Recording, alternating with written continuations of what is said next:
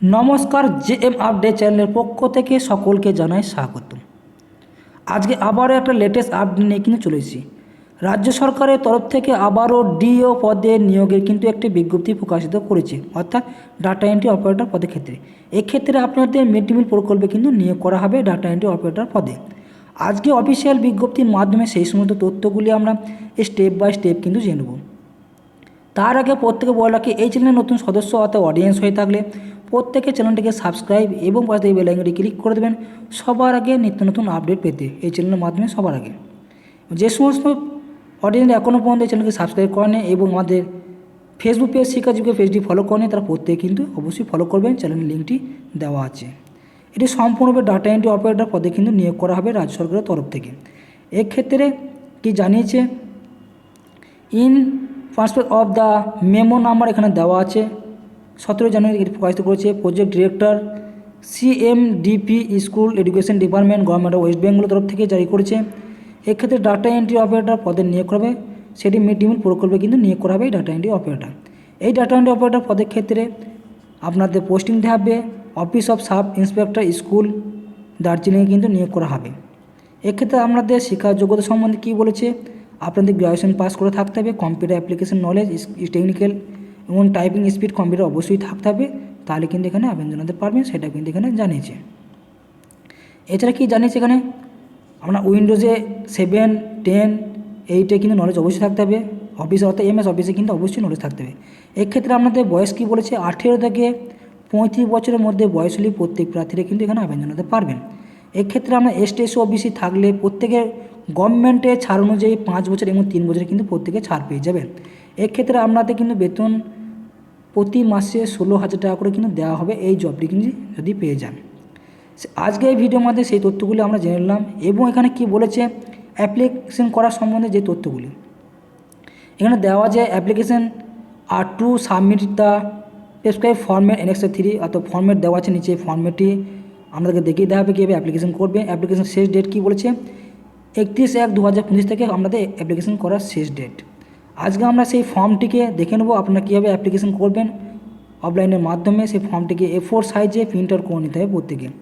A4 সাইজে print out করে নেওয়ার পর প্রত্যেককে সুন্দরভাবে কিন্তু হাতে কলমে প্রত্যেকে ফিল আপ করতে হবে। এই ফর্মটি দেখতে পাচ্ছেন এখানে আপনাদের ডান দিকে কিন্তু পাসপোর্ট সাইজে ফটো অবশ্যই যুক্ত করবেন। এখানে 1 নম্বর পয়েন্টে কী দিচ্ছে, আপনার নামটা এখানে কিন্তু অবশ্যই লিখবেন বড় হাতে ক্যাপিটালে অবশ্যই, নাহলে কিন্তু অনেক ক্ষেত্রে ভুল হওয়ার সম্ভাবনা থাকে। 2 নম্বর এখানে বাবার নাম অবশ্যই লিখবেন, ডেট অফ বার্থ অর্থাৎ জন্ম তারিখটা এখানে দেবেন। 4 নম্বর কী বলেছে, 1/1/2025 সাল অনুযায়ী প্রত্যেকে কত বছর বয়স সেটা লিখবেন। জেন্ডার লিখবেন অর্থাৎ মেল না ফিমেল সেটা অবশ্যই দিবেন। প্রেজেন্ট অ্যাড্রেস এখানে দেবেন, ভিলেজ, পুলিশ স্টেশন, পিএস, সমস্ত যে তথ্যগুলি চাওয়া হয় সেগুলি ক্ষেত্রে মিউনিসিপ্যালিটি থেকে শুরু করে ডিস্ট্রিক্ট থেকে শুরু করে পিন নাম্বার সমস্ত কিন্তু এখানে দেবেন। অবশ্যই মোবাইল নাম্বার দুটো দিবেন এবং আপনার কিন্তু মেল আইডিটাও এখানে কিন্তু যুক্ত করে দিবেন ফর্মের সাথে। এবং এক্ষেত্রে আপনাদের পারমানেন্ট অ্যাড্রেসটা একই হলে একই দিবেন, আর যদি আলাদা হয়ে থাকে তাহলে আলাদা এখানে অবশ্যই লিখে দিবেন। নেক্সট এখানে কী বলেছে 10 নম্বর পয়েন্টে কী বলেছে, ক্যাটাগরি। আপনি যদি এসসি এসটি ওবিসি জেনারেল হয়ে থাকেন সেটা অবশ্যই কিন্তু এখানে লিখবেন। এসসি এসটি ওবিসি হয়ে থাকলে প্রত্যেকে কিন্তু অবশ্যই সার্টিফিকেট দিবেন, নাহলে কিন্তু এসসি এসটি ওবিসি লেখা কিন্তু আপনার কোনো গ্রাহ্য হবে না। নেক্সট কী বলেছে 11 নম্বর পয়েন্টে, এখানে ন্যাশনালি ইন্ডিয়ান থাকলে ইন্ডিয়ান অবশ্যই, রিলিজিয়ান এখানে দিবেন আপনি ইসলাম না হিন্দু অবশ্যই লিখবেন। এখানে আপনার একাডেমিক কোয়ালিফিকেশন অর্থাৎ আপনার শিক্ষা যোগ্যতার সমস্ত কোয়ালিফিকেশনগুলি এখানে দেবেন, মাধ্যমিক পাস, উচ্চ মাধ্যমিক পাস, গ্র্যাজুয়েশন পাস অর্থাৎ বিএ পাস, সমস্ত ডিগ্রিগুলি এখানে পাসিং ইয়ার থেকে শুরু করে আপনার টোটাল মার্কস সমস্ত তথ্যগুলি কিন্তু এখানে দিয়ে দেবেন। যদি আপনার কোনো কম্পিউটারের কোনো নলেজ থাকে সেই কম্পিউটার নলেজে অবশ্যই এখানে কোয়ালিফিকেশান এবং ডিগ্রিগুলি এখানে তুলে রাখবেন, মার্কশিট এবং কত নম্বর পেয়েছেন। ওয়ার্ক এক্সপিরিয়েন্স যদি থাকে, আমরা যদি কোথাও জব করতেন আগে সেই জবের আপনাদের কোনো এক্সপিরিয়েন্স থাকে, সেখানকার নাম, কোথায় জব করতেন, রিজনে কী ছিল, কোন পদে চাকরি করতেন, কবে জবে জয়েন করেছিলেন, কবে রিটায়ার করেছিলেন, সেই সমস্ত তথ্যগুলি এখানে দিয়ে দিবেন, তাহলে কিন্তু আপনার ফর্মটি সুন্দরভাবে ফিল আপ করা হয়ে যাবে। নেক্সট এখানে দেওয়া আছে আপনার সমস্ত তথ্যগুলি আপনার সঠিক, যদি ভুল পয়েন্ট হয় তাহলে কিন্তু আপনার ফর্মটি বাতিল হবে। এখানে প্লেস, ডেট এবং সিগনেচার যুক্ত করে দেবেন, তাহলে কিন্তু আপনার ফর্মটি সুন্দরভাবে কিন্তু ফিল আপ করা হয়ে যাবে, সেটা কিন্তু প্রত্যেকে দেখে নেবেন।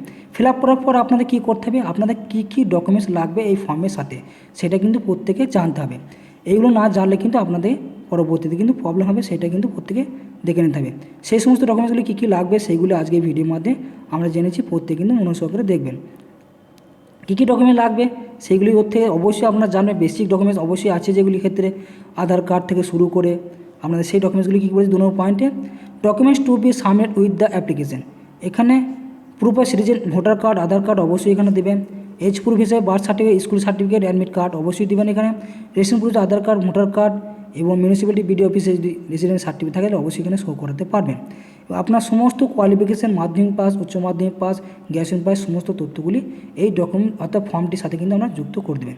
তাহলে কিন্তু আপনার অ্যাপ্লিকেশন ফর্মটি যাতে সাবমিট হবে। এছাড়া আরও কী বলেছে, কাস্ট সার্টিফিকেট, ওয়ার্ক এক্সপিরিয়েন্স এবং সেলফ অ্যাটেস্টেড আপনার স্ট্যাম্প, পোস্টাল সেটা যুক্ত করতে বলেছে এই ফর্মটির সাথে।